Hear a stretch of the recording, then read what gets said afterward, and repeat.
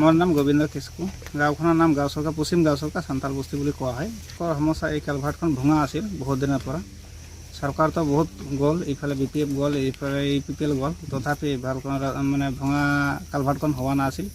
আমাৰ social worker Rahul Narzary দেৱে অনুৰোধ কৰিও তেখেতে আহি পেলাই চলাৰ পিছত তেখেতে আমাক আশ্বাস দিলে মই কেইদিনৰ ভিতৰত এইখন মই বনাই দিছে। আজি বহুত ভাল পালোঁ গ্ৰাম্য ৰাইজবিলাকে তেখেতক মানে আদৰণি জনাইছোঁ। এটা পিছত লৈকে আকৌ ভালে যাতে কাম আৰু মই আশাবাদী আমাৰ গাঁৱত মোটামুটি 611 মান পপুলেশ্যন আছে। এইটো ৰাস্তা দি ইফালে মাটিয়াপাৰা, গোসাইগাঁও, চাপকাটা যোৱা যায় আৰু কাছিয়াবাৰী যোৱা যায়। আমাৰ জনপ্ৰতি যিজন আছে এতিয়ালৈকে যি মানে ভোটৰ সময়ত আহিছিল এতিয়ালৈকে অহা নাই। এইবাৰ তেখেতক নাদিম, ভোট বিচাৰি আহিলেই মই তেখেতক মানে ইয়াৰ পৰা আঁতৰাই দিম। এইটোৰ পৰা বহুত যিহেতু এইটো গণতন্ত্ৰ দেশ, সকলোৱে মানে ভোট বিচাৰি আহিব পাৰে। তেখেতক মই মানে বঞ্চিত কৰিম ভোটৰ পৰা। যিজন আমাক মানে সহায় কৰিছে তেখেতক মই ভোট দিম। মই এটা পশ্চিম গাঁওচুলকা আৰু গাঁওচুলকা গোটেইখিনি গাঁওচুলকা গাঁও হয়। পশ্চিম গাঁওচুলকা এই ৰাস্তাখন মানে কালভাৰ্টন ভাঙা আছিল বহুত দিনৰ পৰা আমাৰ মানে ৰাজনীতিৰ দলে বহুত কেইটা কৰিছে, কাম কৰা নাই, ভাঙা আছিল, খুব অসুবিধা আছিল। আমার সমাজসেবক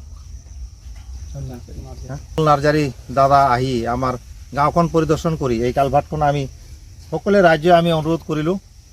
ই আহি আমার মরম চেনেহ দি এইটুক ভাল করে দিলে আমার বহুত উপকার হল। ইয়াত বহুত মানুষ অহা যোৱা কৰা হয়, স্কুল ছাত্ৰ ছাত্ৰী মাটিয়াপাড়ালৈ যায়, ইহঁতৰ কাৰণে খুব অসুবিধা আছিল। এইটো বনাই দিয়ার পিছত খুব সুবিধা হল, আমি রাজ্যে খুব ভাল পাইছোঁ। এইটো জনসাধারণ মানে অহা যোৱাৰ কাৰণে ভাল হৈছে। কাৰণে আমাৰ জমদুৱাৰ সমষ্টি এনে ইমান দিনৰ পৰা চৰকাৰ চলি আহিছে, আমাৰ গাঁওখন উন্নয়ন হোৱা নাই, এনে মাটি ৰাস্তাই আছে আজিলৈকে। আমি আশা কৰোঁ ভৱিষ্যত দিনত দাদা আহি যাতে আমাক উপকাৰ কৰে, আমি এইটো আশা ৰাখিলোঁ। গাঁওচুলকা আদিবাসী ৰাজ্য সকলোৱে ৰাভা মিলি আমি আশা কৰিছোঁ তাক যথেষ্ট।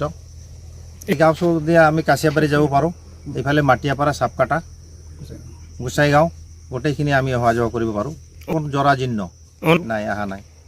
এনেকুৱা আমাৰ ভাল সমাজসেৱক বা জনসাধাৰণৰ দুখ দৰিদ্ৰ যাতে বুজি পোৱা মানুহক আমাক লাগে, জনপ্ৰতিনিধি এনেকুৱা।